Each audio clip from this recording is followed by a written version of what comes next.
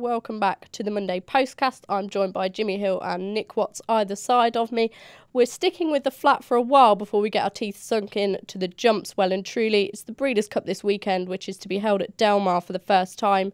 And we're going to preview some of the big races, starting off with the turf. Paddy Power actually non-run and no bet on this race, and this is how they go. Highland Reel is 9-4, Ulysses 5-2, Beach Patrol is 6-1. Then we have Decorated Night 10-1 and Seventh Heaven at 12s. What are our thoughts on this, guys? I mean, Highland Reel's not been the luckiest with getting his conditions of late, but he's sure to get them here, and he'll be hard to beat, won't he?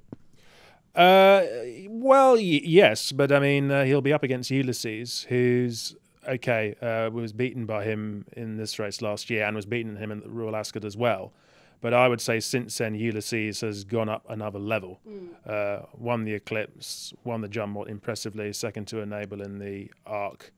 Highland Reel, I mean, he's very consistent, but he's never really gone above a certain level. For all that he's a fantastic globetrotter, for all his records very impressive, he's not going up the certain levels that Ulysses is. We know what a great trainer Sir Michael Stout is improving horses as they get older.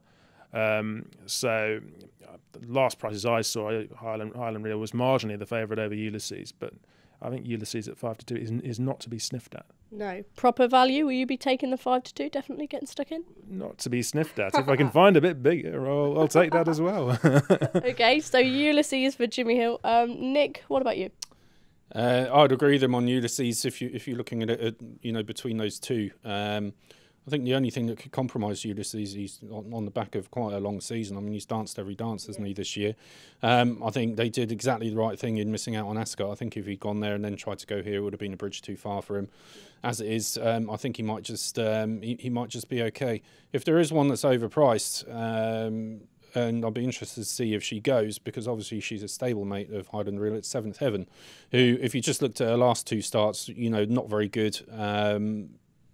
She's ran poorly, but didn't have her conditions. And I'm just interested they've even given her entry here. Must be some signs that she's back to the kind of form she was in the spring, and particularly last year when in New Yorkshire actually beat Found 2.5 lengths, who then obviously went on to win the Arc. So she is a top-notch filly when she's at her best. She's got an entry in the race.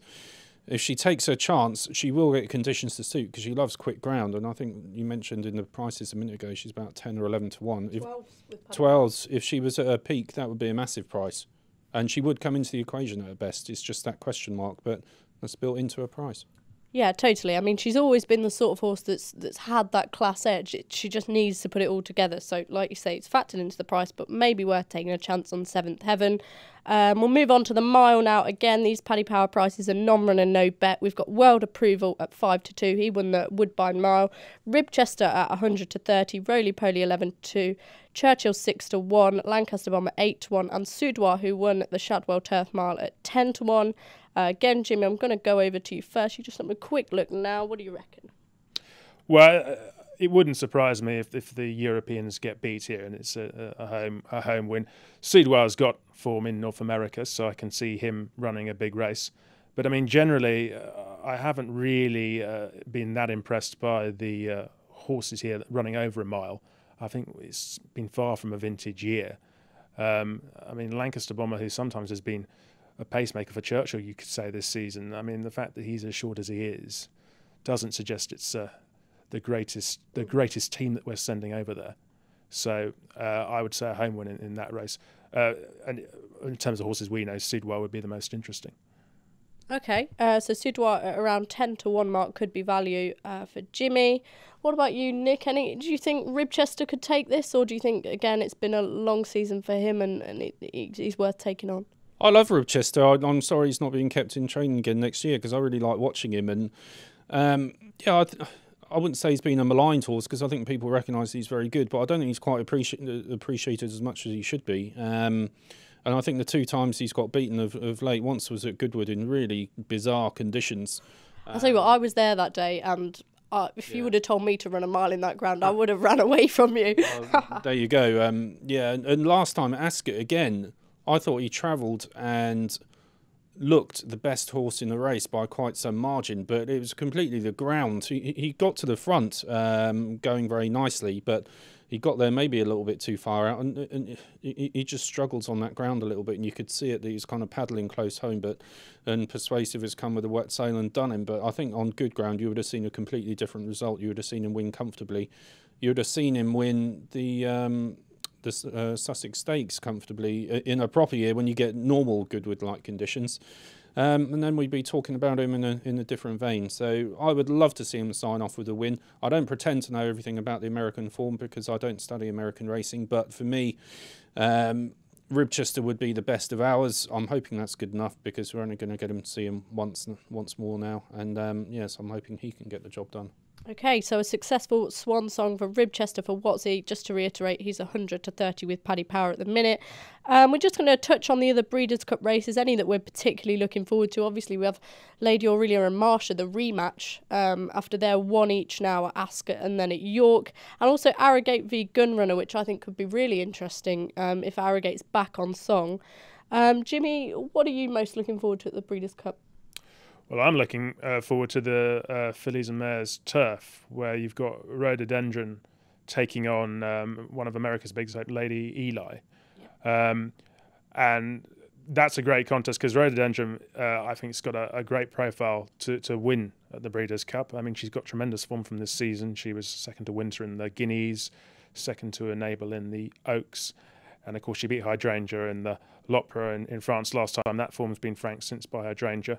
So I'll be very interested to see who goes off favourite there. At the moment, I think it's 3-1 each of two. I haven't got any prices on that at the moment, but yeah. From what I remember. But, I mean, certainly around the 3-1 mark, I'll be interested in backing Rhododendron. Okay, Rhododendron for Jimmy. Nick? Not really any betting propositions, to be honest, but I'll be interested to see how Churchill goes in the Classic. Might not be Aidan's most obvious move to put him in there, and he's had some better horses in the past that haven't got the job done. But one of these years, again, he's such a remarkable fellow. You wouldn't be surprised if he slung one in there and it came up trumps. So I'm not putting him up. I'm just saying I'm interested to see how he gets on. I thought he ran quite well last time out. Maybe he's not quite in the same form as the spring. I don't know. It's hard to say. But, yeah, I'm also looking forward to getting over so we can talk about some jumping. I think I'm with you on that one. But I do think Aidan O'Brien, he deserves an awful lot of credit, doesn't he? Because he's not afraid to do anything with these horses. He's a very enterprising man, obviously, as he's recorded the record. And it's great to see horses like Churchill in these races, just to see how they get on, isn't it? And it's good that he broke the record on Saturday because the French went on strike yesterday. So yes. he missed an obvious opportunity to break that record, and then he would have been sweating on what happened in America. So good job he did it on Saturday. Yeah, I actually asked Nick Godfrey earlier if those races are due to be rerun. I don't think they are, so it's a good job he did do it on Saturday. Okay, so not resaged in that meeting. Okay, now Watsy's going to be very happy because after the break we're going to get tucked into the jumps action at the weekend.